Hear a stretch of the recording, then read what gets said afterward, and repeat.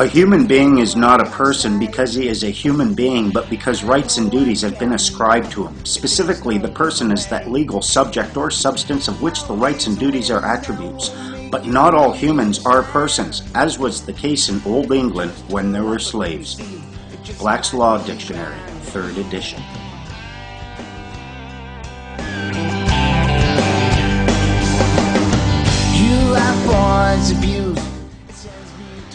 One of the biggest problems many people seem to have is understanding exactly what a person is.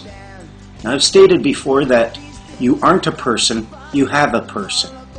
And in order to understand what I mean, I ask that you look at the meaning of the word person and the assumptions that it's resting upon, the implications it creates. Historically, a person was a mask, refers to a personage, and it was what people wore when they were on stage. Now this is very important because if you come to, say, a masquerade party and you're wearing a mask and you're in my party, then I can pretty much assume that you're my guest and you have agreed to act within certain parameters. Some people think that they can enter into an agreement with their person, or as they refer to it, their straw man. The courts have recently held that that's not in fact possible. It would be very much like me entering into an agreement with my mask. The mask is evidence of a person, or for the purpose of this demonstration, this mask is the person. It's a legal fiction. It exists so that others can interact with me and so that they have evidence of my consent to their governance. That's why you can't enter into a relationship, into an association with your mask. Your person isn't something which exists in association with you so much. It is something that exists because of an association that exists between you and other people. And saying that you're going to copyright your name or secure your person or redeem your person, to me doesn't make much sense. Either you're in a relationship, in an association, and thus you have a certain body of rights and duties, or you are not in that relationship and you are free of those duties and you have no claim to the rights or benefits. People have tried to act as agent for their person in court, and it has failed repeatedly. Many people have what I believe to be seriously erroneous beliefs concerning what a person is. They believe it was created by the government, that it exists completely distinctly from them, that they can seize it, perhaps redeem it, or enter into agreements with it. I do not see how that is legally possible. Your person is that thing which exists because of a relationship between you and another party. It identifies your rights and your freedoms and your duties and obligations within that relationship. I don't see how you can enter into a relationship or into a contract with something that exists because you're in a contract with someone else. Suppose a man and a woman get married. They become husband and wife. Now the man then decides that he wants to enter into a relationship, an agreement with the husband. And then he goes out and he has sex outside of marriage. And the woman, the wife, comes and angrily asks him, "Hey, what are you doing?" And he says, "Well, it wasn't the husband who was cheating on you, it was the man." Is that possible? Does that make any sense? I don't think so. Your person identifies you essentially as a child of the province. Attempting to enter into an agreement with it and go into your nanny and saying, "Look, I'm in agreement with this thing which identifies me as one of your children," it merely confirms the fact that you are acting like a child. Your person is considered to be a benefit. And I guess if you're choosing to live your life irresponsibly, it might actually be one. However, if you accept the benefits, you're bound to bear the burdens.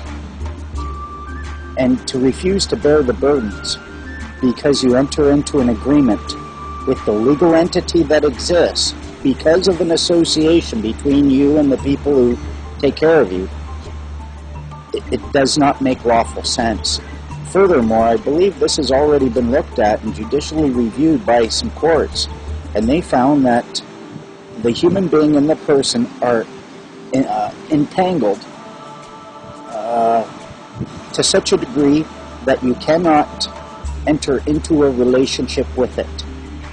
You need two separate parties to contract. And although you have a person, and this person is not you, it exists separately from you in that you can disassociate from it.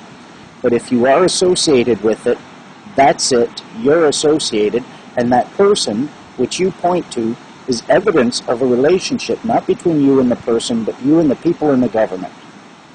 If you choose to wear what they consider to be essentially diapers, and then write on these diapers, "My property," the fact that you've written on those diapers, "My property," in no way changes the fact that you're still wearing diapers, and they will get to treat you as if you're wearing diapers.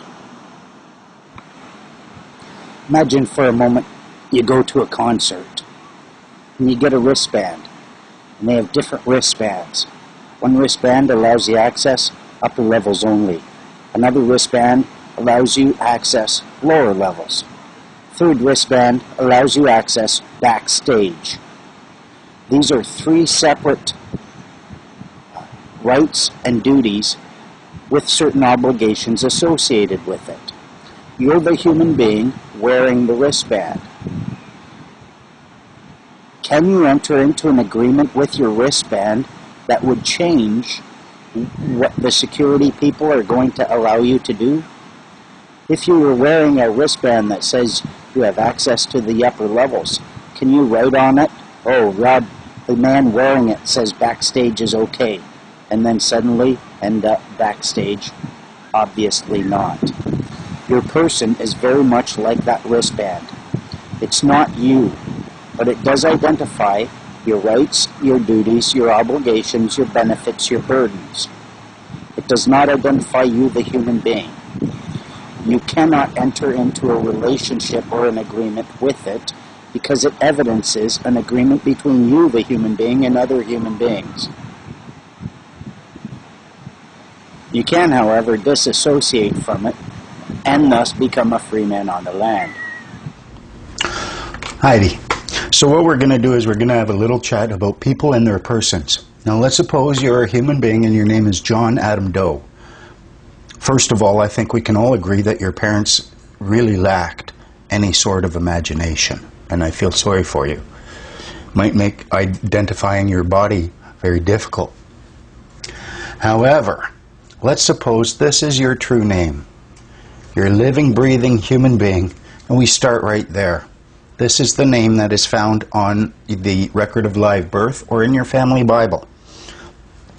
Now, John Adam Doe here, at some point, decides to engage in certain activities. Now, these activities, let's say he gets a social insurance number, he applies for one, through an active application. He opens up an account with the Canada Revenue Agency, and this is the name on it. Now he has, by his own action, engaged in application, and now he has accepted certain rights and duties.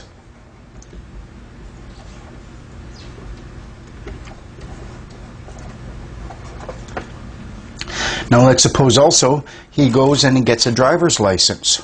He applies for that, and now he has certain rights and duties under that driver's license, and again, it's always through an active application, submission of application on your part. He joins the Army, and they decide to go give him the name Doe J.A., and that's what they use. Let's say he needs a hunting license. So he gets one, again through the active application. Let's say he gets a health club membership card, and he uses the name John Doe on that. So now you have a human being who has certain rights and duties. And as you can see, with every different spelling of the name, you have a different body of rights and duties. And it is this